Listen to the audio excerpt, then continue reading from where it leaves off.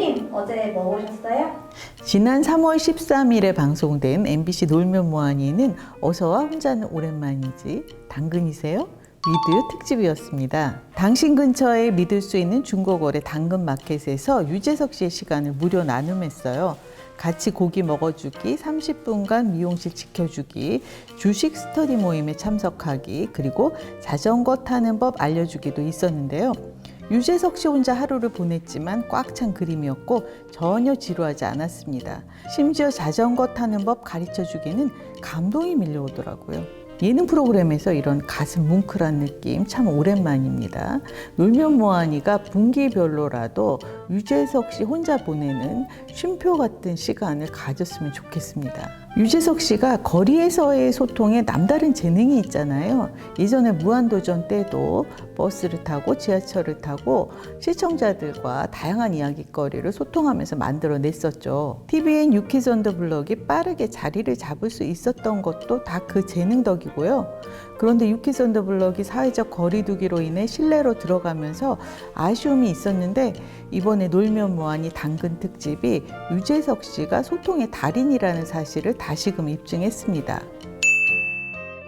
과자라는 아이디를 쓰는 최수님님께서 당근마켓 동네생활 코너에 글을 올리셨어요.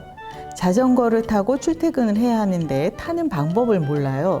혹시 알려주실 분 계신가요? 남편에게 배워봤는데 싸움만 나더라고요.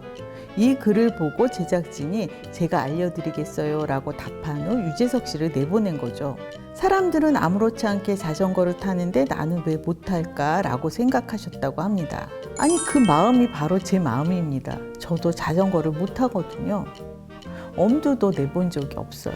저렇게 다들 자전거를 타는 것으로 봐서는 그리 어려울 것 같지는 않은데 그런데 뭐 딱히 계기도 없었죠. 그런데 최수님님께서는 자전거 타기를 가르쳐 줄 사람을 구하는 글을 올리신 거예요.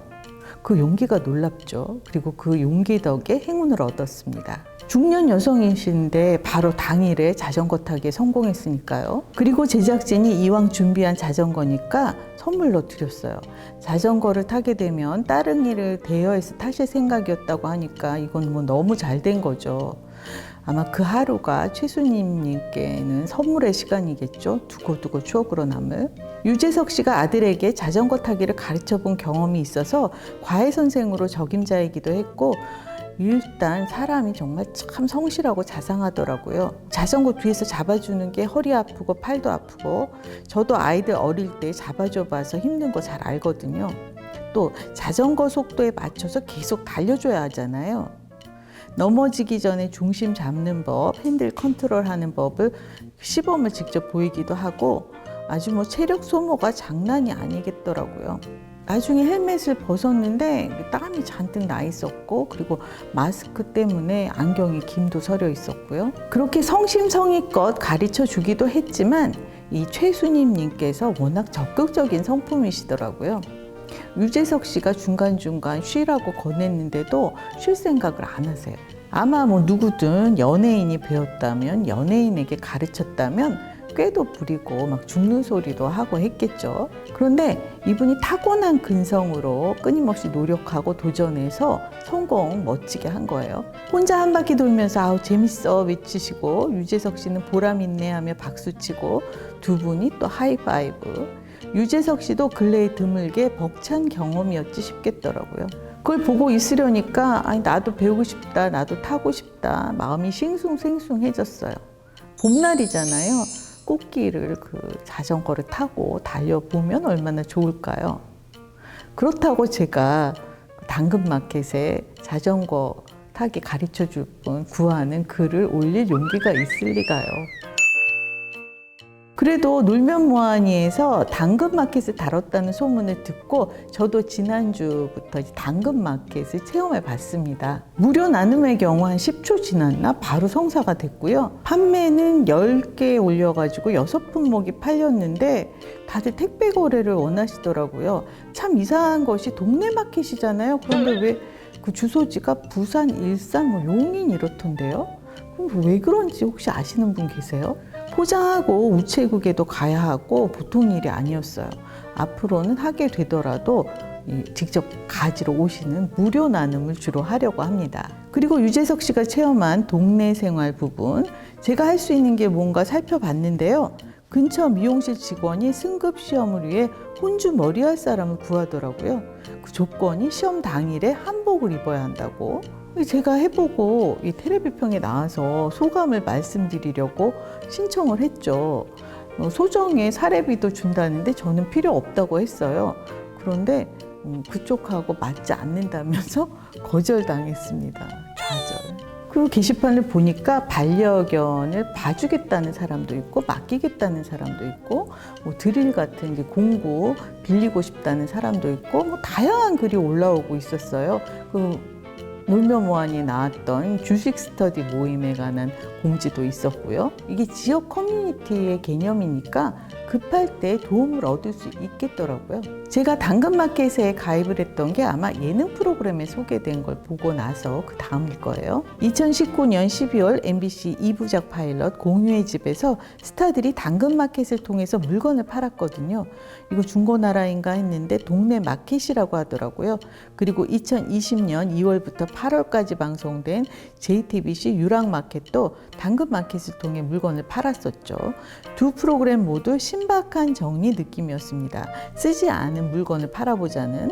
신박한 정리는 번개장터를 이용하죠.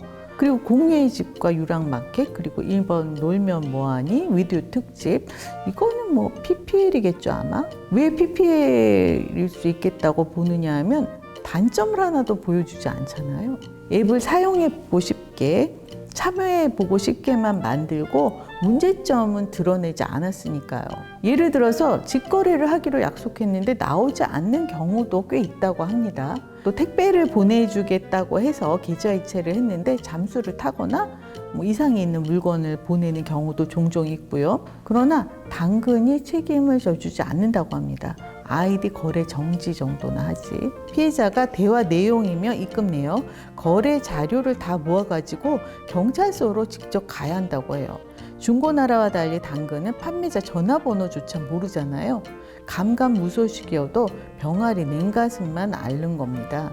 연락처를 알려면 경찰이 당근 쪽에 의뢰해 줘야 한다고 하니까 경찰서를 필수로 가야 하는 모양이에요. 그뿐만 아니라 제가 이번에 택배 거래를 해보니까 제 주소며 연락처 많은 것들이 다 이제 노출되는 거잖아요. 위험 요소를 꽤 안고 있었어요. 직거래로 그 집이 아닌 특정 장소를 활용하고 그리고 당근톡으로만 대화하고 그런 것들이 바람직하겠죠. 그런데 예능 프로그램에서는 이런 우려스러운 부분은 짚어주지 않습니다. 놀면 뭐하니 위디오 특집처럼 훈훈하고 보람찬 일만 있는 건 아니라는 사실 기억하셔야 되겠어요. 뿐만 아니라 이번 방송 주식 스터디 모임 때 사용된 그림 자료의 출처 표기를 제대로 하지 않은 잘못도 있었죠.